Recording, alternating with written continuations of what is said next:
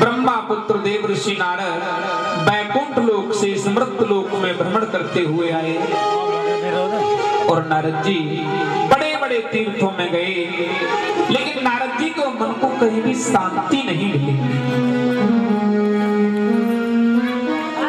पृथ्वी सर्वोत्तमामति पुष्करम च प्रयागम काशी गोदावरी तथा। नारद जी कहाँ गए?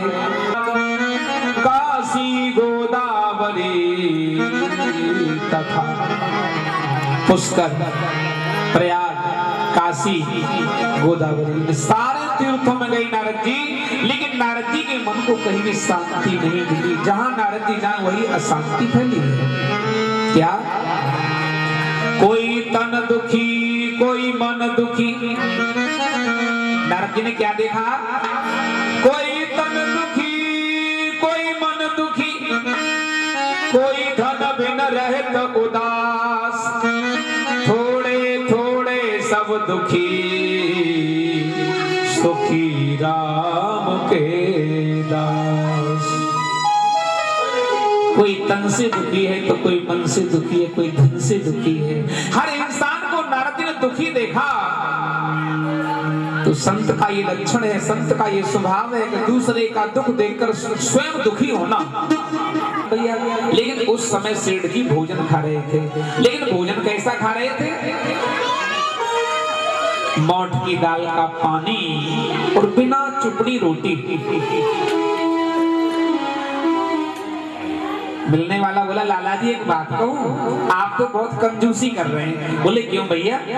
और ये बताओ, इतना पैसा होते हुए, इतनी दौलत होते हुए आप ये भोजन कैसा खा रहे हैं? इसे तो भूत भोजन बोलते हैं। बिना चुपड़ी रोटी है और मोठ की दाल है, पानी है, क्या है ये? ऐसे कंजूसी कर करके पैसा जमा कर रखा है। सेठ जी बोले, भैया सुनो, मैं कंजूसी नहीं कर रहा हूँ, मेरे सामने एक समस्या है। डॉक्टर ने मना कर रखा है, डॉक्टर ने बोल दिया है, हाँ, इसलिए भैया मैं कुछ खा नहीं सकता, कुछ पी नहीं सकता। ब्लड प्रेशर की बीमारी है मुझे भैया, इसलिए जी। कोई तन दुखी कोई मन दुखी। किसी के मन में टेंशन रहता है, बाहर का टेंशन, घर का टेंशन, व्यापार का टेंशन, अनेकों टेंशन होते हैं इंसान के अंदर। और कोई कोई टेंशन ऐसा बन जाता है जो इंसान किसी को बता भी नहीं सकता है और अंदर ही अंदर घुलता रहता, खोखला हो जाता है। कोई तन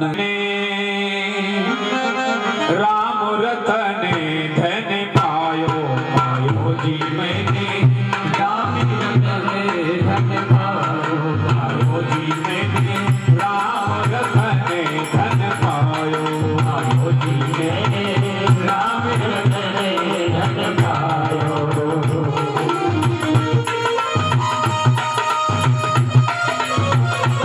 राम रतन धन पायो, चोर लूटे खर्च में छूटे, चोर लूटे खर्च न छूटे। कितना भी खर्चा कर लो, चोर न लूटे खर्च न छूटे, चोर न लूटे खर्च न छूटे। दिन दिन हो तो सवायो, पायो जी मैंने राम रतन धन पायो, पायो जी मैंने राम रतन धन पायो। अमोल की धीरे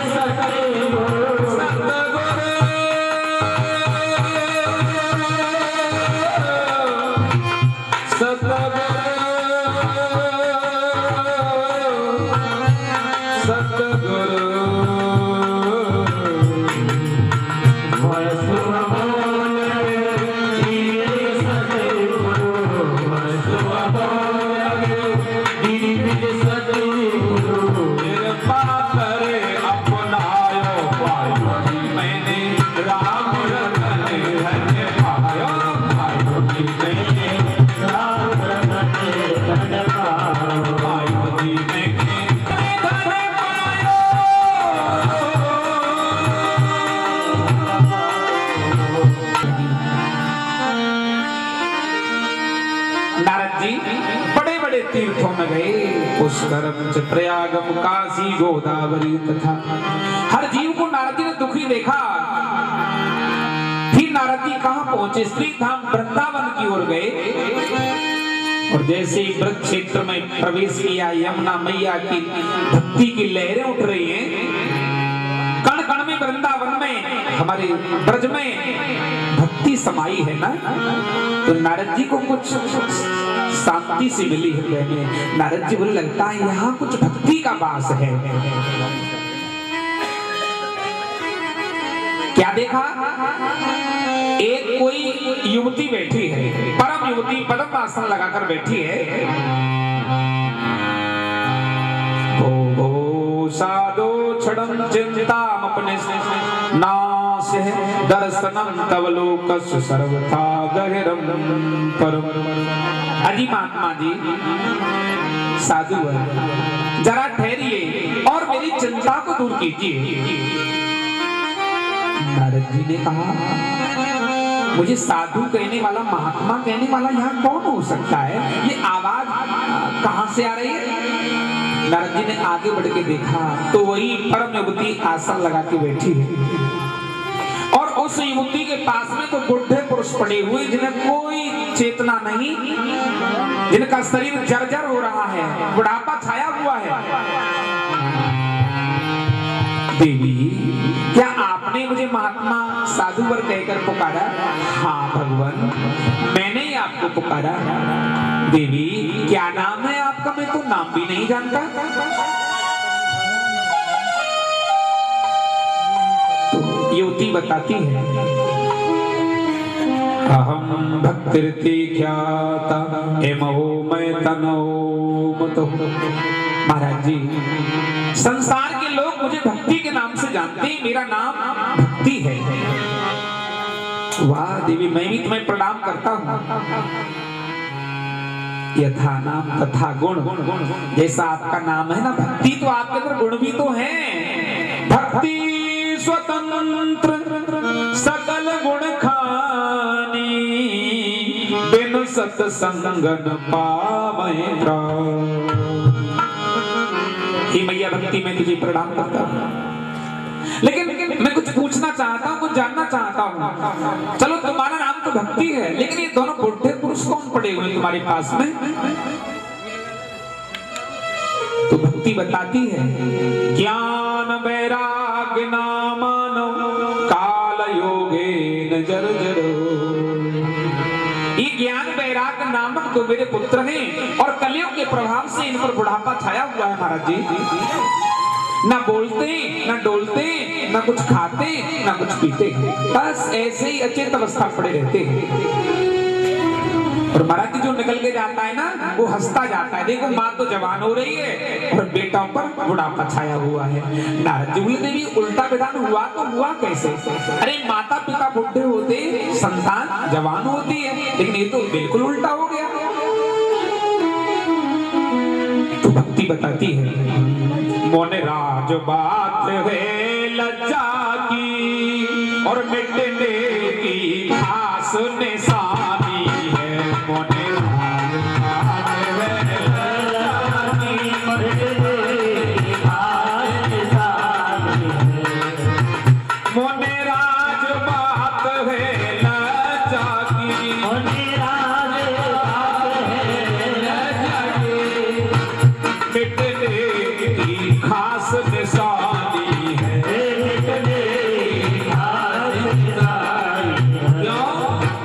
बच्चों पर उधर बुढ़ापा है, बच्चों पर उधर बुढ़ापा है, मैया पर इधर जवानी है। बच्चों पर उधर बुढ़ापा है, मैया इधर जवानी है। जाते हैं और मुझे भी कहने में लग जा रही है कि मैं इनकी माता हूँ, ये मेरे बेटा है। नारद जी बोले देवी उल्टा विधान हुआ तो हुआ कैसे? आप ये बताइए आपके दोनों बेटा ये पैदा कहाँ पर हुए, बुढ़ापा कहाँ से आया? किसी डॉक्टर के पास जाओ तो पूछता है कि बीमारी तुम्हें कैसे बनी, तो तुम बताओगे ना बीमारी मुझे ऐसे बनी। तो नारद जी बोलते हैं आप बताइए पहले ये दोनों बेटा पैदा कहाँ हुए?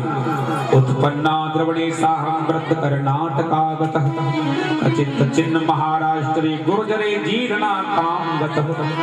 महाराज जी ये द्रविड़ देश में दोनों बालक पैदा हुए ज्ञान और वैराग्य, कर्नाटक में बड़े हुए, महाराष्ट्र में सम्मानित हुए। जब मैं अपने दोनों पुत्रों को लेकर गुजरात में पहुंची तत्र घोर कलेर योगा पाखंडी खंडता, पाखंडी लोगों ने मुझे सम्मान नहीं दिया। मैं बहुत दिन तक गुजरात में पड़ी रही, ना मुझे सम्मान दिया ना मेरे पुत्रों को सम्मान दिया। हम तीनों निस्तेज हो गए, अपमानित हो गए। तो हम तीनों को बुढ़ापे ने आकर घेर लिया। नारद जी बोले तीनों को बुढ़ापे ने घेर लिया, तुम्हारे ऊपर भी बुढ़ापा आ गया? बोले हाँ मैं भी बुद्धि हो चुकी थी वहां पर, लेकिन अब वृंदावनम पुनः प्राप्ते नमीने स्वरूपणी चाहता हम युवती संपृत रूपात शांतम। जब से मैं वृंदावन धाम में आई हूँ, बाकी बिहारी कृपा से मुझे तो सुंदर स्वरूप प्राप्त हो गया है, मेरी तरुणाई वापस आ चुकी है, मेरा बुढ़ापा दूर हो गया है। लेकिन मेरे पुत्रों पर दया कीजिए महाराज जी, इनका बुढ़ापा दूर कीजिए। नारद जी बोले देवी मैं समझ रहा हूँ ये कलयुग के प्रभाव से ऐसा हुआ है। क्यों? कब कलयुग आ चुका है। कलयुग में ज्ञान वैराग्य को जगाने की किसी की इच्छा नहीं है, लेकिन मैं जगाने का प्रयास करता हूं। नारद जी ने ज्ञान वैराग्य के कान फूके, महामंत्र का उच्चारण किया, गायत्री मंत्र का उच्चारण किया, द्वादश मंत्र का, गायत्री मंत्र, वेद मंत्र का उच्चारण किया, महामंत्र का उच्चारण किया। नारद जी कहते देवी समस्या जटिल है, मैं चलता हूँ, लेकिन अब तुम्हें चिंता नहीं, अब चिंता मुझे है। मैं तुम्हारे पुत्रों का बुढ़ापा दूर करके रहूंगा देवी। आगे बढ़े नारद जी, श्रीमन नारायण नारायण नारायण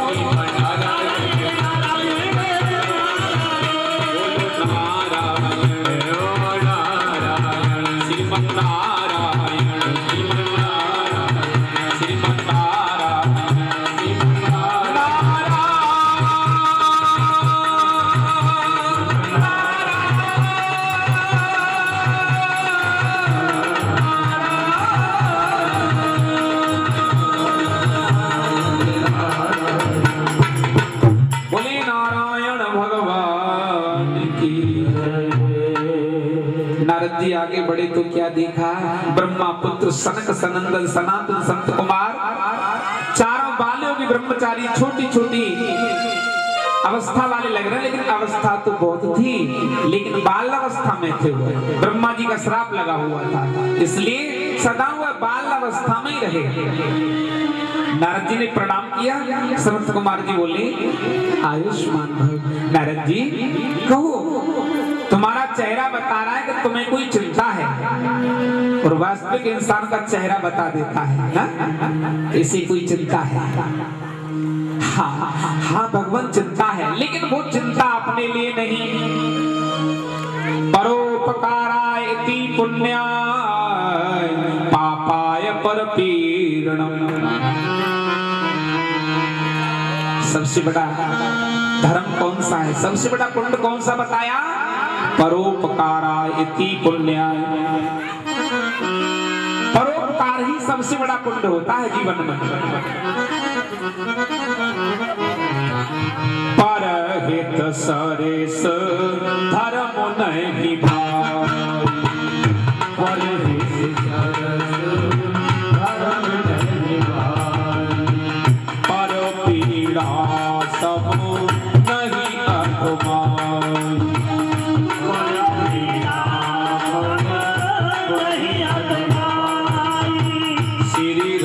जय राम जय जय राम, श्री राम जय राम जय जय राम। कितना सुंदर भाव दिया हमारे गोस्वामी जी महाराज जी ने। पराये हित ही सबसे बड़ा धर्म है और सबसे बड़ा पाप कौन सा है? किसी की आत्मा को कष्ट देना, वह सबसे बड़ा महापाप होता है। नारद जी ने ज्ञान वैराग भक्ति के बारे में सारा वृत्तांत सुना दिया। मैं श्री धाम वृंदावन से आ रहा हूँ, मैंने यमुना के किनारे देखा मैया भक्ति और जिसके पुत्र हैं ज्ञान वैराग्य, जिन पर बुढ़ापा छाया हुआ, जर्जर शरीर हो रहा है उनका, बस उनकी माता को चिंता है भक्ति को, मेरे पुत्रों का बुढ़ापा दूर हो। मैंने जितना जानता था उतना उपचार किया, मंत्रों का उच्चारण किया, लेकिन मैं उनका बुढ़ापा दूर नहीं कर पाया हूँ, बस यही चिंता है। मेरा वचन कैसे सत्य होगा? मैंने वचन दिया है बुढ़ापा दूर करने का। संत कुमार जी कहते हैं नारद, ये कोई बड़ी बात नहीं, ज्ञान वैराग का बुढ़ापा दूर हो जाएगा, क्यों चिंता कर रहे हो? कैसे भगवत बताओ? ज्ञान वैराग को 7 दिन तक श्रीमद् भागवत कथा सुना दी जाए। क्या भागवत कथा? हाँ। अरे वाह प्रभु, मैं तो सोच रहा था जाने आप क्या बताओगे। जब मैंने वेद मंत्रों को सुना दिया तो वेद मंत्रों से भी बुढ़ापा दूर नहीं हुआ, तो ये तो भागवत पुराण है, ये कोई वेद थोड़ा ही है। आप ही बताइए, वेद बड़ा होता है या पुराण बड़ा होता है? क्या बड़ा होता है? वेद बड़ा होता है या पुराण? नारद जी कहते हैं वैसे वेद बड़ा होता है, लेकिन वेद क्या है, पुराण क्या है? निगम कल्पतरोरगलितं फलं सुखमुखाद अमृत द्रव्य संयुतं पिबत भागवतं रसमालयं मुहुर्मुहुरसिकाधुमघा। निगम कल्पतरोरगलितं फलं, और उस वेद रूपी कल्प वृक्ष का मीठा पका हुआ स्वादिष्ट फल है श्रीमद् भागवत। निगम कल्पतरोरगलितं फलं सुखमुखाद, सुख कहते हैं तोते के लिए। जिस फल में तोता अपनी चोंच लगा देता है तो आपने देखा होगा वह फल मीठा हो जाता है। एक फल उसे खाना जिसमें तोते की चोंच लगी हो, और एक फल उसे खाना जिसमें तोते की चोंच ना लगी हो। कौन सा मीठा लगेगा? इसमें तोता अपनी चोंच मार देता है। या तो ये मान के चलो जो फल मीठा होता है तोता उसी में चोंच लगाता होगा, ये मान के चलो तोते की चोंच से फल मीठा हो जाता है। सुखमुखाद, तो इस श्रीमद् भागवत में अमृत रूपी फल में श्री सुखदेव जी की चोंच लगी है, तोते की चोंच लगी है, इसलिए क्या बन गया? अमृत। पिबत भागवतम, इसलिए वेद व्यास ने लिख दिया इस श्लोक में पिबत भागवतम रसमालयं मुहुर्मुहुरसिकाधुमघा। अब यहाँ पर लोग कहते हैं कि ये पिबत भागवतम क्यों लिख दिया? सुनत भागवतम लिखना था। क्यों जी? भागवत को पिया जाता है या सुना जाता है? चलो भागवत सुने आए, पंडित जी के यहाँ भागवत हो रही है, चलो भागवत सुन के आएंगे, या भागवत पी के आएंगे? भागवत सुन के आएंगे। तो वेद व्यास जी ने ये सुनत भागवतम क्यों नहीं लिखा, पिबत भागवतम क्यों लिख दिया? पिबत भागवतम इसलिए लिख दिया, जब ये अमृत रूपी फल बन गया तो अमृत को तो पिया जाता है, अमृत को सुना नहीं जाता। राधे, जय श्री राधे। इसलिए अरे पियो रे राम रस जो कोई प्यासा, पियो रे राम रस जो कोई प्यासा, जो कोई प्यासा, जो कोई प्यासा, पियो रे राम रस जो कोई प्यासा, पियो रे राम रस जो कोई प्यासा।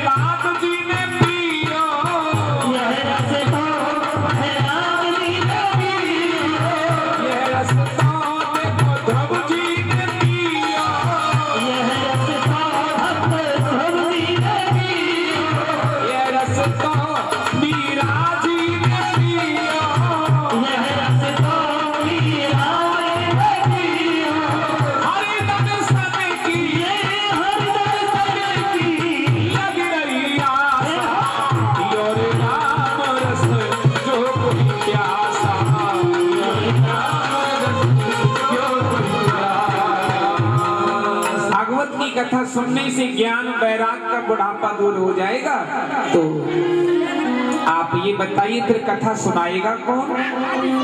संत कुमार जी बोले भागवत कथा सुनाने के लिए तो कोई विद्वान जन होना चाहिए, विद्युत जन होना चाहिए, जिसे वेद भाषा का भी ज्ञान हो, संस्कृत भाषा का भी ज्ञान हो, सुंदर आचरण हो, ऐसा इंसान होना चाहिए।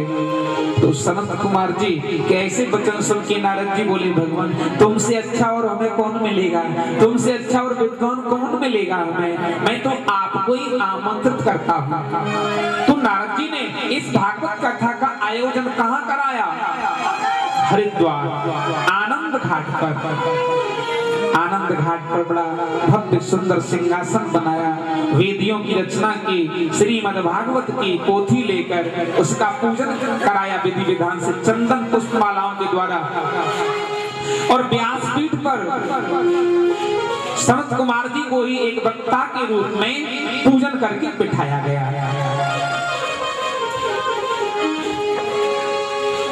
जब कथा शुभारंभ की संत कुमार जी ने, तो अनेकों श्रोतागण कथा सुनने के लिए आने लगे। बड़े बड़े संतजन विप्रजन आ रहे हैं कथा सुनने के लिए, क्योंकि जहां भक्तों के कानों में आवाज जाती है ना, हाँ कथा हो रही है भगवान की, राम कथा या भागवत या सत्संग, तो उन्हें ये नहीं कोई निमंत्रण देगा, कोई कार्ड देगा, कोई बुलावा देगा। अरे नहीं, भगवान की कथा का कोई बुलावा नहीं होता, कथा सबकी होती है। कानों में आवाज आ जाए तो बिना बुलाए कथा सुनने जाना चाहिए। सब संत जन आए, भक्ति मैया के कानों में आवाज वृंदावन में पहुंची, तो उस कथा की धुनी को सुनकर, आवाज को सुनकर अपने ज्ञान वैराग्य दोनों पुत्रों को लेकर मैया भक्ति हरिद्वार में प्रकट हो जाती है। हरिद्वार, हरि का द्वार हरिद्वार। और जैसे ही मैया भक्ति आई, सब संत खड़े हो गए और भक्ति का स्वागत किया। आओ मैया भक्ति, बिना भक्ति के तो कुछ नहीं है। ज्ञान के द्वारा भगवान को कोई नहीं प्राप्त कर सकता है, लेकिन भक्ति के द्वारा भगवान को पाया जाता है। बिना भक्ति के ज्ञान फीका होता है, और थोड़ा पुट भक्ति का लग जाए उसके साथ में तो आनंद आ जाता है। तो हे मैया भक्ति, हम भी तुम्हें प्रणाम करते हैं। और पहले दिन की कथा सुनकर ज्ञान वैराग्य ने थोड़ी थोड़ी आंखें खोलना शुरू किया।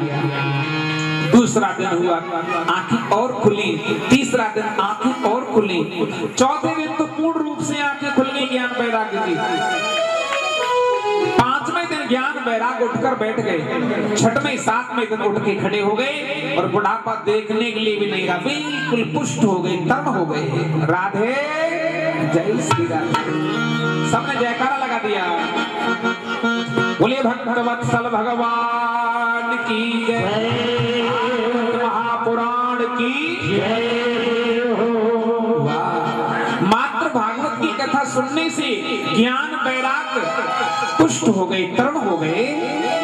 कलयुग में सबकी मनोकामनाओं को पूर्ण करने वाली यही भागवत है, मोक्ष को देने वाली यही भागवत है, अर्थ को देने वाली यही भागवत है। इसके अंदर सब कुछ है। श्रीमद् भागवत, श्री कहते लक्ष्मी जी के लिए, सबसे पहले मैया लक्ष्मी का वास है इसके अंदर। श्रीमद् भागवत, मद कहते हैं भक्ति रूपी मद, ये नहीं कि पैसे का मद, शरीर का मद नहीं, भक्ति रूपी मद होता है। भागवत, भासे भक्ति, गासे ज्ञान, बासे वैराग, तासे तत्व, सारे तत्व इसके अंदर। जब ज्ञान वैराग तरण हो गए तब संतों ने कहा, हे ज्ञान वैराग अब तुम कहाँ जाओगे? बोले आप बताइए कहाँ जाएं? संतों ने कहा आप कहीं नहीं जाओगे। इसी भागवत महापुराण के अंदर दोनों भाई समावेश हो जाओ। जो भी इस भागवत को सुनेगा उसे ज्ञान भी होगा, उसे वैराग भी होगा। तो दोनों भाई सबके देखते देखते इसी भागवत पुराण के अंदर समावेश हो गए। और हे मैया भक्ति, तुम भी अपना एक अंश इस पुराण के अंदर छोड़ दो। जो भी इस कथा को सुने उसके हृदय में भक्ति जागृत हो। तो मैया ने, भक्ति ने अपना एक अंश इस महापुराण के अंदर छोड़ दिया और सीधी मैया भक्ति कहाँ चली गई? वृंदावन। आज भी पूर्ण रूप से मैया भक्ति वृंदावन में वास कर रही है। कण कण में भक्ति समाई है। कर दो बेड़ा पार। देखिए हम कहेंगे कर दो बेड़ा पार, तो आप कहोगे राधे अलवेली सरकार। अरे कर दो बेड़ा पार, राधे अलवेली सरकार। कर दो बेड़ा पार, राधे अलवेली सरकार। राधे अलवेली सरकार, राधे अलवेली सरकार, राधे अलवेली सरकार, राधे अलवेली सरकार। कर दो बेड़ा पार, राधे अलवेली सरकार। कर दो बेड़ा पार, राधे अलवेली सरकार, राधे अलवेली। कर दो बेड़ा पार, राधे अलवेली सरकार।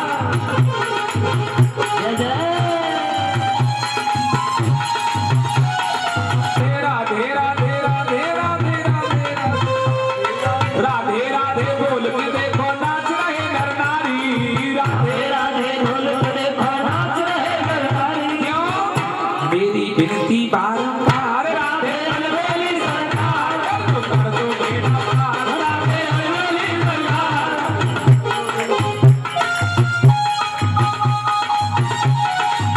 आज हम अपनी वाणी को ही विराम देते हैं। आज कथा शुभारंभ हो चुकी है। ये महात्म की आपने कथा सुनी और कल से कथा का समय 1 बजे से 5:30 बजे तक,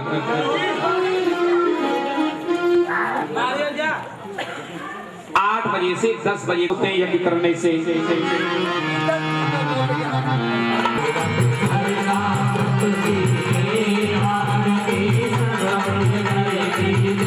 माया के सागर है यदुचंद, माया के सागर है यदुचंद। कहे अद्वैत पद अरविंद, कहे अद्वैत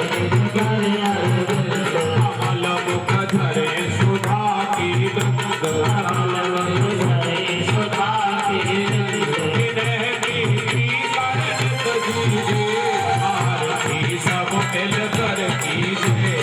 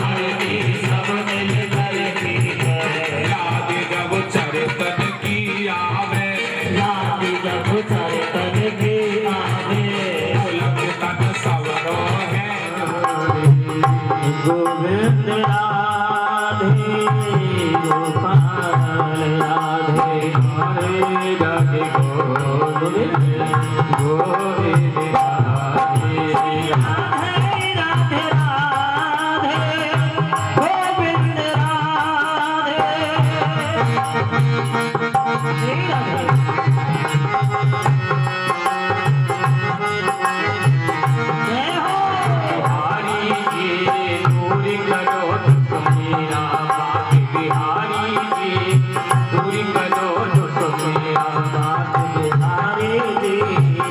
दूर करो दुख मेरा गिरधारी जी दूर करो दुख मेरा गिरधारी जी दूर करो दुख मेरा दूर करो दुख मेरा प्रभु जी दूर करो दुख मेरा प्रभु जी दूर करो दुख मेरा भगवान बिहारी जी दूर करो दुख मेरा बिहारी जी दूर करो दुख मेरा बिहारी जी दूर करो दुख मेरा बिहारी जी दूर करो दुख मेरा गोविंद तेरे शरण में आवे गोविंद तेरे दर पे आवे उसके सब दुखड़े मिट जावे गोविंद तेरे दर पे आवे उसके सारे दुख मिट जावे मेरी बिहारी जी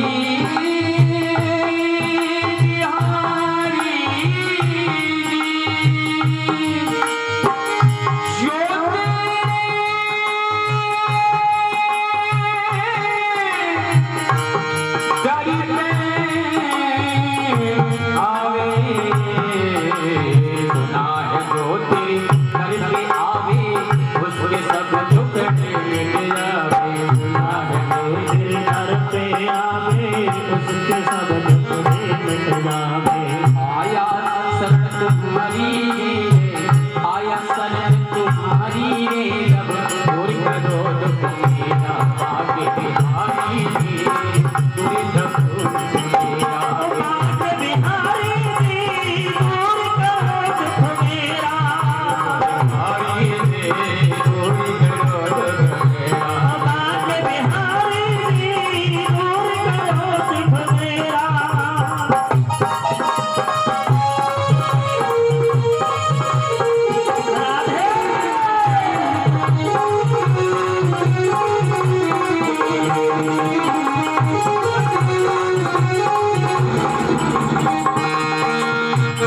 जन्म जन्म का हूँ मैं भटका बेड़ा आए खबर में अटका जन्म जन्म का मैं हूँ भटका मेरा आए भटका जन्म जन्म का हूँ मैं भटका बेड़ा आए खबर में अटका जन्म जन्म का हूँ मैं भटका बेड़ा परम पूजनीय गुरुदेव पंचासीन हो चुके हैं सभी भक्त स्थान से खड़े होकर की स्वागत करेंगे बड़ी गुरुदेव भगवान की जय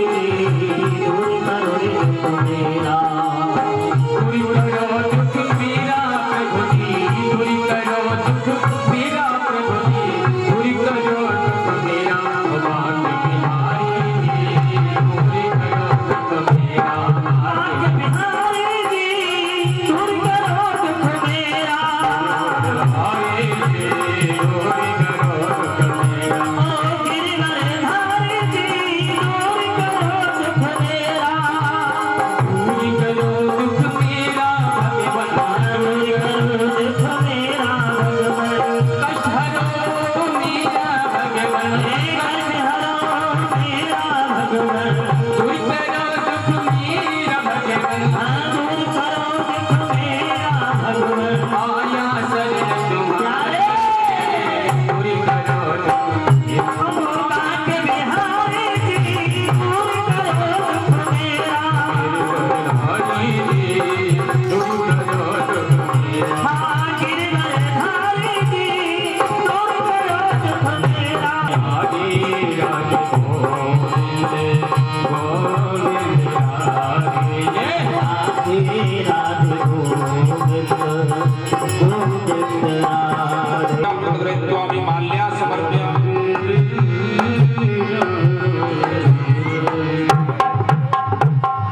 बोली शतगुरुदेव भगवान की जय बोली बांके बिहारी लाल की जय जय श्री राम जय श्री राधे जय जय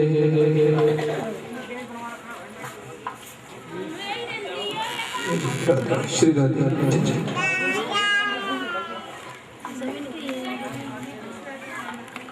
राधे श्री राधे जय जय राधे श्री राधे जय जय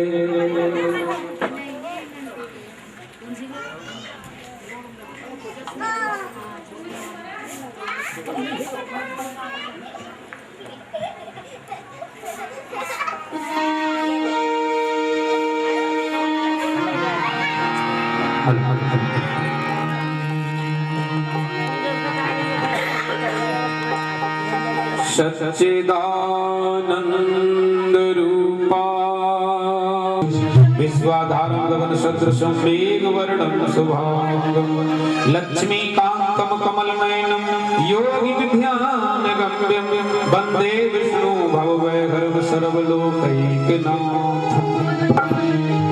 राधा मेरी स्वामिनी मैं तेरो दास जन्म जन्म मुक्ति जियो श्री वृंदावन को वास। एक बार प्रेम से बोले श्री राधा रानी की जय, द्वारकाधीश भगवान की जय, वृंदावन बिहारी लाल की जय, भागवत महापुराण आई तो गोविंद हरे उन तीनों तापों को नष्ट करने वाले परमात्मा की हम कोटि कोटि वंदना करते हैं, उन्हें प्रणाम करते हैं। आइए थोड़े समय के लिए संसार से हम अपना मन चित हटाकर उस निराकार निर्गुण परमात्मा की पावन पवित्र चरित्रों की ओर लेकर चलते हैं। पतित पावनी श्री गंगा के किनारे बड़े बड़े महान ऋषियों के बीच में श्री सूत जी महाराज 88,000 सौनकादिक ऋषियों को भागवत के महात्म की बड़ी सार गर्भित कथा सुना रहे हैं। जिन हरे कथा सुनी नहीं काना श्रवण रंध आहे भवन समाना, श्रवण रंध आहे भवन समाना।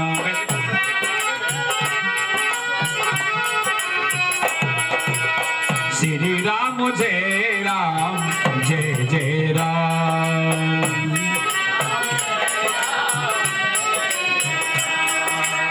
श्री राम जय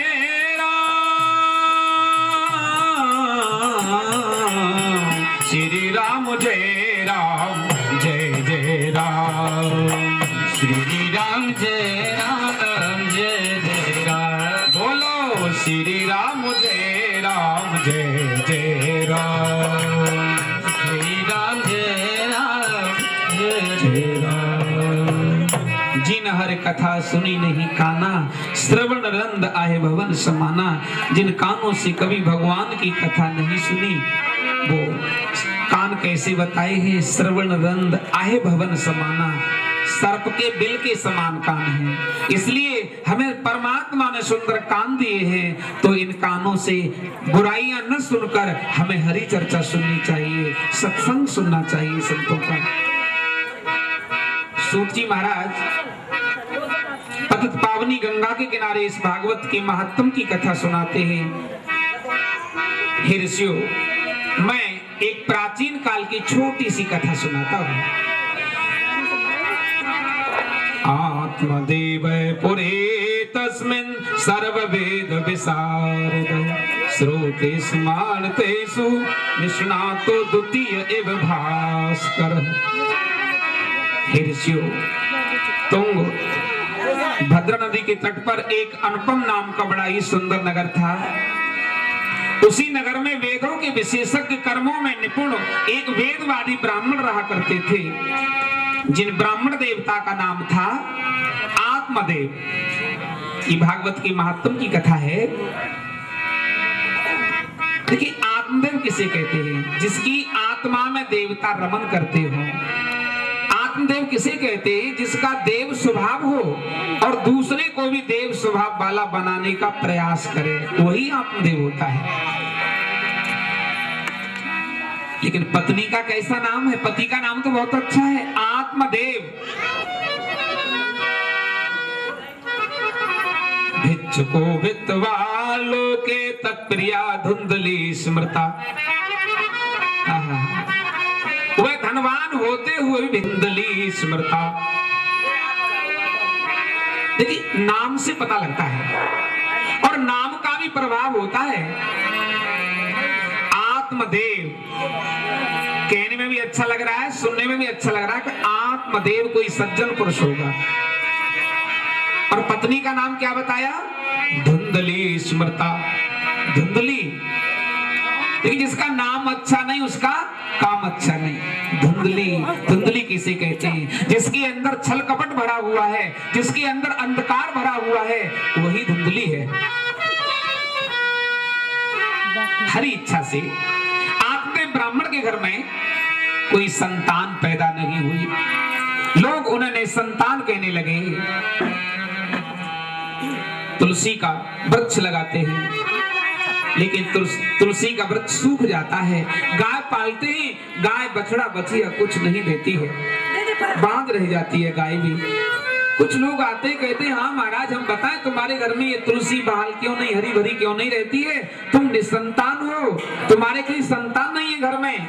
तुम्हारे घर देखो गाय बछड़ा बछिया कुछ नहीं देती है ना, क्योंकि तुम निसंतान हो, तुम्हारे कोई बेटा नहीं है।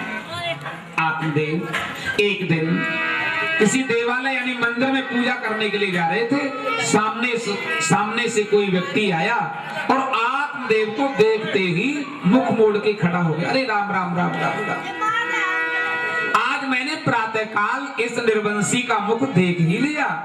कहते हैं निर्वंशी का मुख देख लो तो सारे दिन भोजन नहीं मिलता है, अन्न नहीं मिलता है।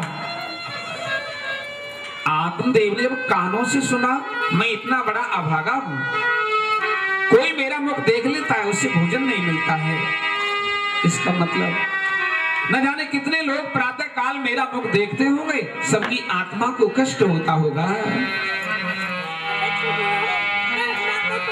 पर पीरा पापनम, दूसरे को कष्ट देना ही तो पाप है। इसलिए मैं इस नगर में नहीं रहूंगा। उन्हीं पैरों वापस चले गए और अपनी पत्नी धुंधली से कहा, देवी आज हमें पता लगा है कि हमारे कोई बेटा नहीं है, हम निसंतान हैं। लोग हमारा मुख देखते हैं प्रातः काल तो उन्हें भोजन नहीं मिलता है। देवी इस नगर में मैं नहीं रहूंगा, इस घर में नहीं रहूंगा, मैं तो सीधा जंगल के लिए जा रहा हूं। और आत्मदेव ब्राह्मण उसी समय अपने गृह का, अपने परिवार का त्याग करके सीधे जंगल की तरफ चले गए। जंगल के मध्याह्न में पद्म आसन लगाकर बैठ गए, अपनी आत्मा को परमात्मा में विलीन कर दिया। भूखे प्यासे आत्मदेव को कई रोज बीत गए जंगल में। और संकल्प है, जब तक परमात्मा मेरी विनती को नहीं सुनेगा, मेरी पुकार को नहीं सुनेगा, परमात्मा साक्षात मेरे सामने प्रकट नहीं होगा, मैं जलपान तक नहीं करूंगा। ऐसा संकल्प करो, मीरा जैसा संकल्प करो। जब संकल्प किया तो भगवान को आना पड़ा और एक संत के रूप में भगवान प्रकट हो गए। कथम रोदसी विप्रो तुम काते चिंतावली असी। हे ब्राह्मण देवता आंखें खोलो, तुम चिंतावली ऐसी क्या चिंता है जो आप इतनी कठोर तपस्या करते हो? ब्राह्मण देवता आत्मदेव ने अपनी आंखों को खोलकर देखा, परमात्मा एक महात्मा के रूप में सामने खड़े हुए हैं।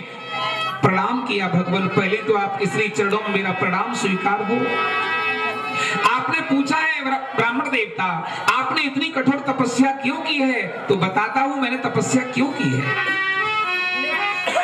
सब दान किए सब पुण्य किए पर हुई एक संतान नहीं। सब दान किए सब पुण्य किए, दान किए, सब दान किए, सब पुण्य किए, दान किए, सब पुण्य किए, पर हुई एक संतान नहीं, एक संतान नहीं। खुद रथ का कैसा कर है ये भाग्य कहीं पर जगा नहीं, कुदरत का कैसा चक्कर है।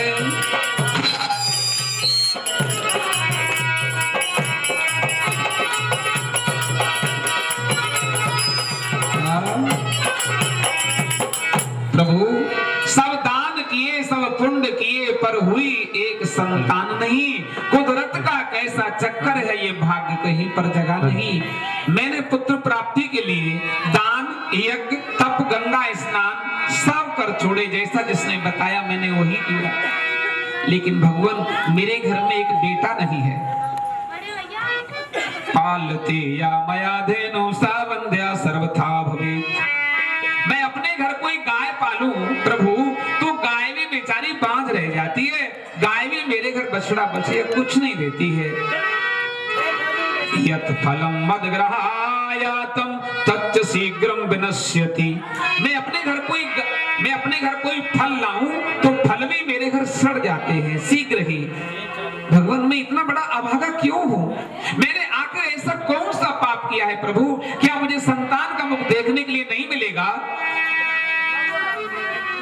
भगवान कहते हैं हे ब्राह्मण देवता, क्या पुत्र के लिए तुमने इतनी कठोर तपस्या की है? अरे कौन किसका पुत्र, कौन किसका पिता? ये मिथ्या संसार है और पुत्र तुम्हें दुख देगा।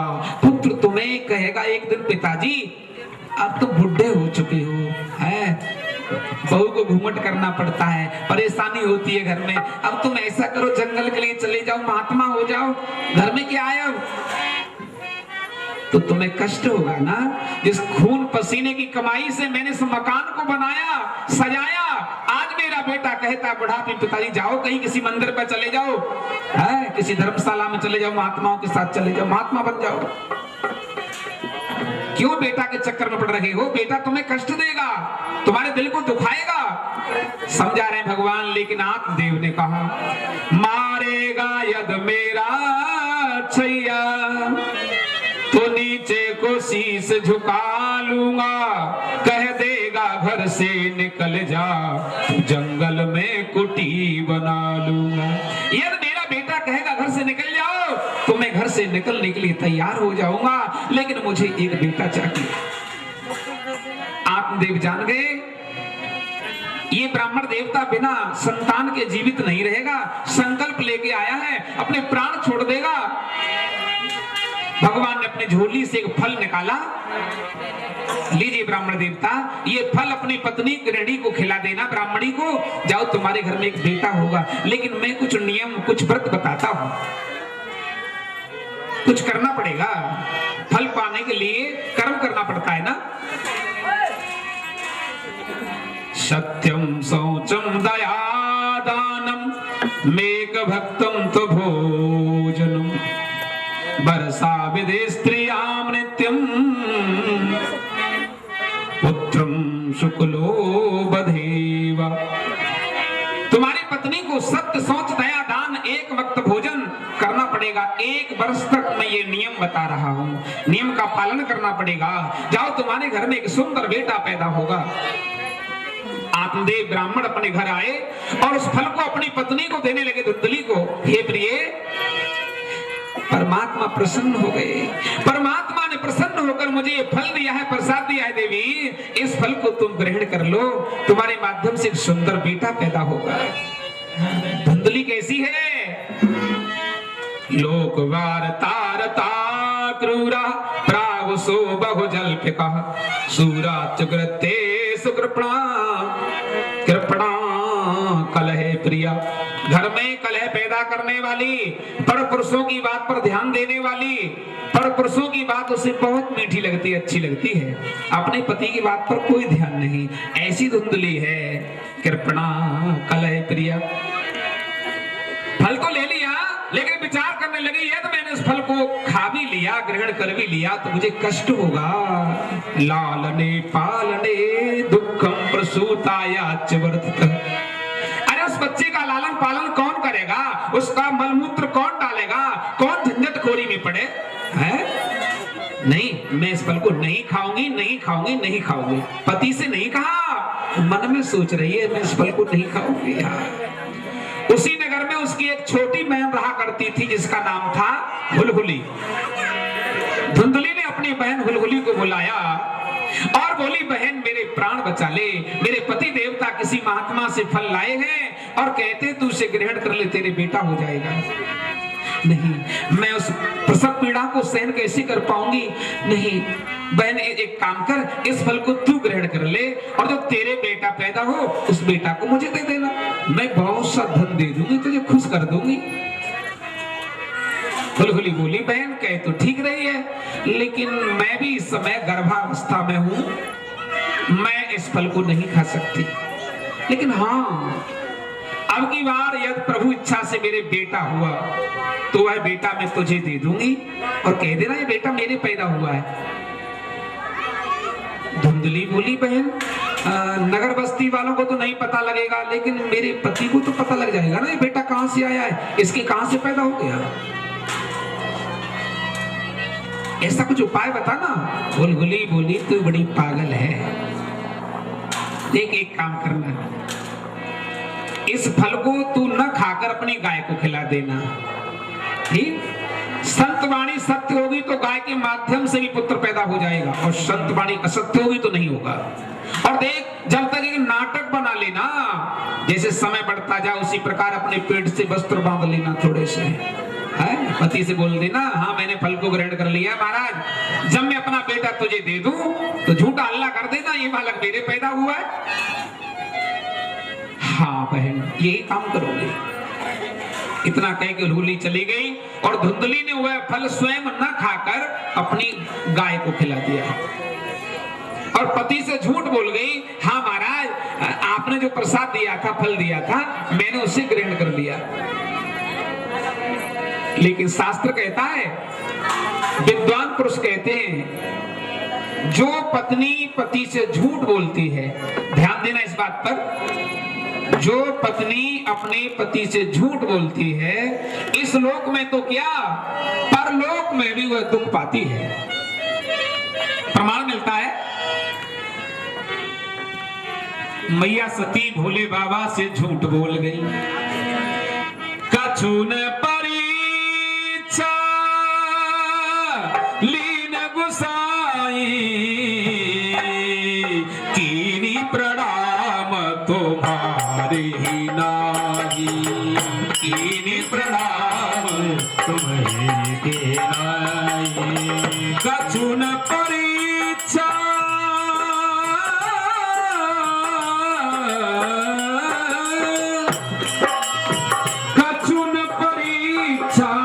लीन गुसाई, कीनी प्रणाम तुम्हारे नाही, कीनी प्रणाम तुम्हें। जब भगवान राम, लक्ष्मण, सीता मैया पंचवटी पर उन्होंने विश्राम किया तो पंचवटी से लंका का राजा रावण सीता का हरण करके ले गया। मेरे प्रभु श्री राम सीता जी की खोज कर रहे थे। मेरे भोलेनाथ सती जी को साथ लेकर अगस्त ऋषि के आश्रम से राम कथा सुनकर वापस आ रहे थे। मेरे भोले बाबा ने देखा मर्यादा पुरुषोत्तम श्री राम अपने नरलीला करने इस पृथ्वी पर आए हैं, लीला कर रहे हैं। मेरे प्रभु रो रहे हैं, हे खग मृग हे मधुकर श्रेणी, तुम देखी सीता मृग नैनी, तुम देखी सीता तुम देखी सीता। हे खग मृग, पक्षियों से पूछ रहे हैं, वृक्षों से, लताओं से, पताओं से पूछ, हे लताओ तुम ही बताओ, क्या तुमने मृग नैनी जानकी को ही देखा है? मेरे प्रभु रो रहे हैं, ऐसी नरलीला कर रहे हैं। उसी समय भोले बाबा ने उनके पास में जाना उचित नहीं समझा। मैं इनके पास में जाऊंगा, इनकी लीला में बाधा पड़ जाएगी, चलो मैं दूर से इनको प्रणाम किए लेता हूं। मेरे प्रभु श्री राम को भोले बाबा ने ऐसे सिर झुका के आंखें बंद करके हाथ जोड़ के प्रणाम किया। मैया सती को शंका हो गई और मैया सती बोली, प्रभु रुको रुको, ठहरो, यहाँ कोई देवी देवता नहीं, कोई मूर्ति नहीं, कोई मंदिर नहीं, लेकिन आपने हाथ जोड़ के ये प्रणाम किसको किया? सती न जाने मरम सोए, मैया सती मरम को नहीं जान पाए। प्रभु अभी आपने हाथ जोड़ के प्रणाम किसे किया?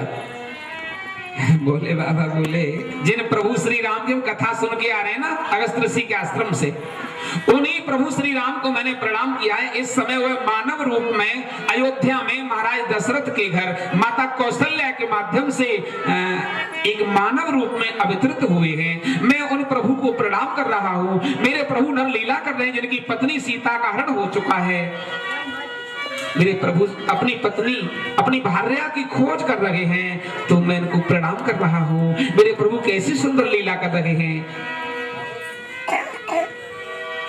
शंकर और अत छो सती न जाने मरम सोए, मैया सती उस मरम को नहीं जान पाई। मेरे भोले बाबा बोले, तो क्या तुम्हें कोई संदेह पैदा हो रहा है? हाँ, संदेह पैदा हो रहा है। क्या परमात्मा कभी मानव के रूप में आ सकता है? फिर इंसान और परमात्मा में अंतर क्या है? परमात्मा कभी एक मानव के रूप में पृथ्वी पर नहीं आ सकता। और ऐसे परमात्मा होते तो फिर सीता की खोज क्यों कर रहे थे? सीधे लंका चले जाएं? नहीं, मुझे विश्वास नहीं होता, ये परमात्मा हो ही नहीं सकते। मेरे भोले बाबा बोले, क्या बोले? जो तुम्हारे